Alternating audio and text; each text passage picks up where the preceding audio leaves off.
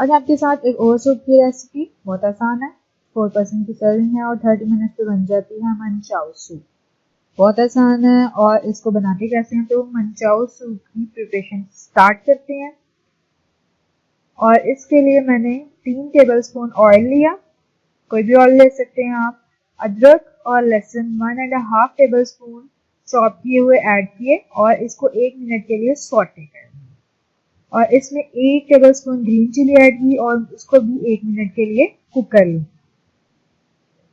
1 minute के बाद इसमें मैं 200 ग्राम यानी कि 200 ग्राम चिकन का कीमा ऐड करूंगी और इसका जब तक कलर वाइट नहीं होता इसको भी हम कुक करेंगे। जैसे इसका कलर हो जाएगा इसमें हम शिमला मिर्च, गाजर, बंद गोभी और ग्रीन बीन्स और मशरूम, ये सब कुछ हम इसमें 1/4 कप ऐड करेंगे और इसको 2 मिनट के लिए हाई फ्लेम के ऊपर हम कुक करेंगे। 2 मिनट के बाद इसमें 3 टेबलस्पून केचप और 1 tablespoon sugar, 1 tablespoon soya sauce, chilli sauce और सिरका और नमक 1 टेबलस्पून और सफेद मिर्च भी 1 टेबलस्पून डाल के इसको 1 मिनट के लिए टॉस कर लेंगे। 1 मिनट के बाद अब इसमें चिकन स्टॉक 2 लीटर मैं इसमें ऐड कर दूंगी और इसको मैं 7 से 10 मिनट के लिए बॉईल करूंगी।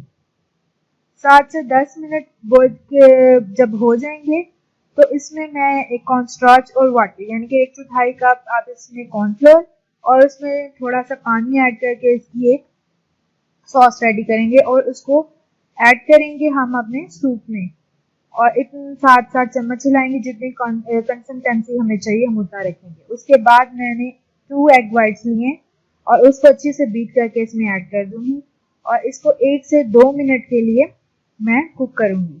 तो ये हमारा सूप बिल्कुल रेडी है। इसके साथ जो नूडल्स बनेंगी, अब हम उसकी प्रिपरेशन की तरफ आते हैं। तो मैंने नूडल्स का एक पैकेट लिया स्पैगेटीज का, आपने उनको बॉईल कर लेना। मैंने 1 कप ली थी और उसमें 1 चम्मच नमक और आपने इसके अंदर मैदा शामिल कर लिया और आपने इनको अच्छी तरह टॉस करना है, यानी कि कोट इनको अच्छी तरह हो जाए। और ऑयल मैंने पहले से ही प्री हीट कर लिया। इसको लो मीडियम फ्लेम पे हम फ्राई करेंगे, बिल्कुल हल्की आंच पे। तो ये लाइट गोल्डन सी हो जाएंगी तो हम इन्हें निकाल लेंगे।